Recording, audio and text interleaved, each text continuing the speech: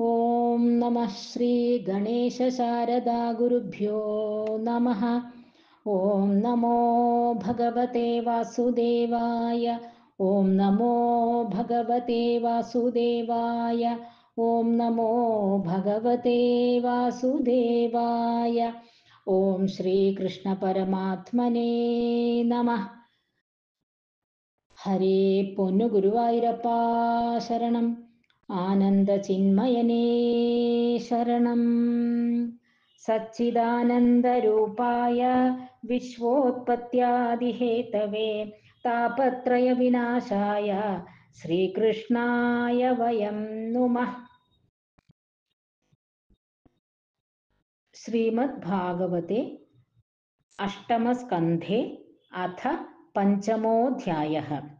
श्रीशुक उवाच राजन्नुदितमेतत्ते हरेः कर्माघनाशनं गजेन्द्रमोक्षणं पुण्यं रैवतं त्वन्तरं शृणु।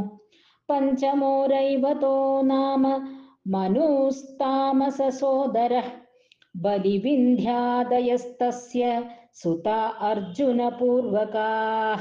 विभुरिन्द्रः सुरगणा राजन्भूतरयादयः हिरण्यरोमा वेदशिरा ऊर्ध्वबाह्वादयो द्विजाः। पत्नी विकुण्ठा शुभ्रस्य वैकुण्ठैः सुरसत्तमैः तयोः स्वकलया जज्ञे वैकुण्ठो भगवान् स्वयं। वैकुण्ठः कल्पितो येन लोको लोकनमस्कृतः रमया प्रार्थ्यमानेन देव्या तत्प्रियकाम्यया। तस्यानुभावः कथितो गुणाश्च परमोदयाः भौमान् रेणून् सविममे यो विष्णोर्वर्णयेद् गुणान्। षष्ठश्च चक्षुषः पुत्रश्चाक्षुषो नाम वै मनुः पूरुषस्युद्युम्न प्रमुखाश्चाक्षुषात्मजाः। इन्द्रो मन्त्रद्रुमस्तत्र देवा आप्यादयो गणाः मुनयस्तत्र वैराजन् हविष्मद्वीरकादयः। तत्रापि देवः सम्भूत्यां वैराजस्याभवत्सुतः अजितो नाम भगवानंशेन जगतः पतिः। सर्वत्र गोविन्दनाम संकीर्तनं गोविन्द हरिगोविन्द। पयोधिं येन निर्मथ्य सुराणां साधिता सुधा भ्रममाणोऽम्भसि धृतः कूर्मरूपेण मन्दरः। राजोवाच यथा भगवता ब्रह्मन्मथितः क्षीरसागरः यदर्थं वा यतश्चाद्रिं दधाराम्बुचरात्मना यथामृतं सुरैः प्राप्तं किञ्चान्यदभवत्ततः। एतद्भगवतः कर्म वदस्व परमाद्भुतं त्वया सङ्कथ्यमानेन महिम्ना सात्वतां पतेः। नातितृप्यति मे चित्तं सुचिरं तापतापितं। सूत उवाच सम्पृष्टो भगवानेवं द्वैपायनसुतो द्विजाः अभिनन्द्य हरेर्वीर्यमभ्याचष्टुं प्रचक्रमे। श्रीशुक उवाच यदा युद्धे असुरैर्देवा बाध्यमानाः शितायुधैः गतासवो निपतिता नोत्तिष्ठेरन् स्म भूयशः। यदा दुर्वाससः शापात् सेन्द्रालोकास्त्रयो नृप निःश्रीकाश्चाभवंस्तत्र नेषुरिज्यादयः क्रियाः। निशाम्यैतत्सुरगणा महेन्द्रवरुणादयः नाध्यगच्छन् स्वयं मन्त्रैर्मन्त्रयन्तो विनिश्चयम्। ततो ब्रह्मसभां जग्मुर्मेरोर्मूर्धनि सर्वशः सर्वं विज्ञापयाञ्चक्रुः प्रणताः परमेष्ठिने। सविलोक्येन्द्रवाय्वादीन् निःसत्त्वान् विगतप्रभान् लोकानमङ्गलप्रायान् असुरान् यथा विभुः। समाहितेन मनसा संस्मरन् पुरुषं परम् उवाचोत्फुल्लवदनो देवान् स भगवान् परः अहं भवो यूयमथो सुरादयो मनुष्यतिर्यद्रुमघर्मजातयः यस्यावतारांशकला विसर्जिता व्रजाम सर्वे शरणं तमव्ययम् न यस्य वध्यो न च रक्षणीयो नोपेक्षणीयादरणीयपक्षः अथापि सर्गस्थितिसंयमार्थं धत्ते रजः सत्त्वतमांसि काले अयं च तस्य स्थितिपालनक्षणः सत्वं जुषाणस्य भवाय देहिनां तस्माद् व्रजामः शरणं जगद्गुरुं स्वानां सनो धास्यति शंसुरप्रियः।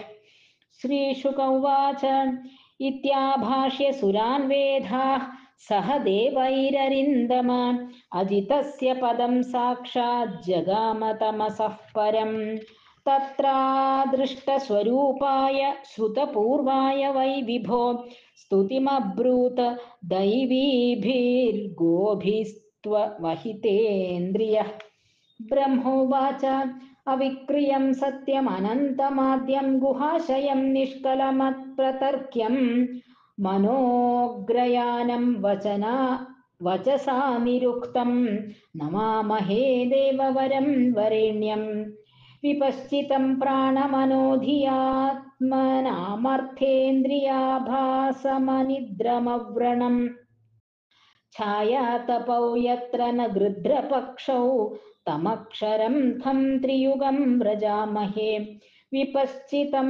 प्राणमनोधियात्मनामर्थेन्द्रियाभासमनिद्रमव्रणं छायातपौ यत्र न गृध्रपक्षौ तमक्षरं खं त्रियुगं व्रजामहे अजस्य चक्रं त्वजयेर्यमाणं मनोमयं पञ्चदशारमाशु तृणाभिविद्युच्चलमष्टनेमि यदक्षमाहुस्तमृतं प्रपद्ये य एकवर्णं तमसः परं तदलोकमव्यक्तमनन्तपारम् आसाञ्चकारोपसुपर्णमेनम् उपासते योगरथेन धीराः न यस्य कश्चातिति तर्ति मायां यया जनो मुह्यति वेदनार्थं तं निर्जितात्मात्मगुणं परेशं नमाम भूतेषु समं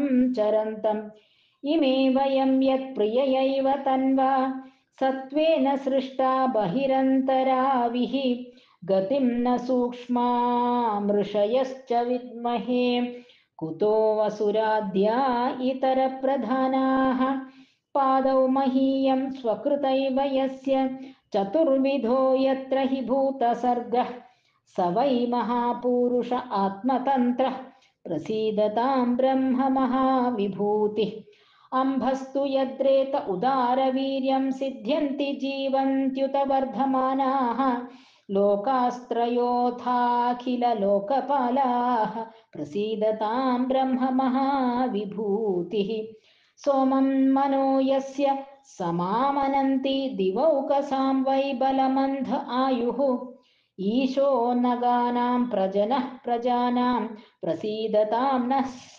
महाविभूतिः अग्निर्मुखं यस्य तु जातवेदा जातः क्रियाकाण्डनिमित्तजन्म अन्तः समुद्रेऽनुपचन् स्वधातून् प्रसीदतां नः स महाविभूतिः यच्चक्षुरासीत् तरणीर्देवयानं त्रयीमयो ब्रह्मण एष धिष्ण्यं द्वारं च मुक्तेरमृतं च मृत्युः प्रसीदतां नः स महाविभूतिः प्राणादबुध्यस्य चराचराणां प्राणः सहो बलमोजश्च वायुः अन्वास्म सम्राजमिवानुगावयं प्रसीदतां नः स महाविभूतिः श्रोत्रादिशो यस्य हृदश्च खानि प्रजज्ञिरेखं पुरुषस्य नाभ्याः प्राणेन्द्रियात्मासु शरीरकेतं प्रसीदतां नः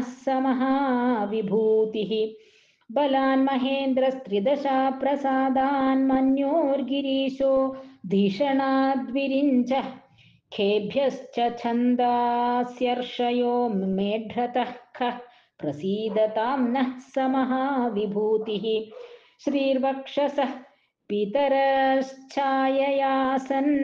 धर्मस्तनादितरः पृष्ठतोऽभूत् द्यौर्यस्य शीर्ष्णोऽप्सरसो विहारात् प्रसीदतां नः स महाविभूतिः विप्रोमुखं ब्रह्म च यस्य गुह्यं राजन्य आसीद्भुजयोर्बलं च ऊर्वोर्विडोजोऽङ्घ्रिरवेदशूद्रौ प्रसीदतां नः स महाविभूतिः लोभोधरात् प्रीतिरुपर्यभूद्युतिर्नस्तः पशव्यः स्पर्शेन कामः भ्रुवोर्यमःपक्ष्मभवस्तु कालः प्रसीदतां नः स महाविभूतिः द्रव्यं वयः कर्म गुणान् विशेषं यद्योगमायाविहितान् वदन्ति यद्दुर्विभाव्यं प्रबुधापबाधं प्रसीदतां नः स महाविभूतिः नमोऽस्तु तस्मा उपशान्तशक्तये स्वराज्यलाभप्रतिपूरितात्मने गुणेषु मायारचितेषु वृत्तिभिर्न सज्जमानाय नभस्वदूतये सत्वं नो दर्शयात्मानम् अस्मत्करणगोचरम् प्रपन्नानां दिदृक्षूणां सस्मितं ते मुखाम्बुजं तैस्तैः स्वेच्छाधृतैरूपैः काले काले स्वयं विभो कर्म दुर्विषहं यन्नो भगवांस्तत्करोति हि क्लेशभूर्यल्पसाराणि कर्माणि विफलानि वा देहिनां विषयार्तानां न तथैवार्पितं त्वयि नावमः कर्मकल्पोऽपि विफलायेश्वरार्पितः कल्पते पुरुषस्यैष स ह्यात्मा दयितो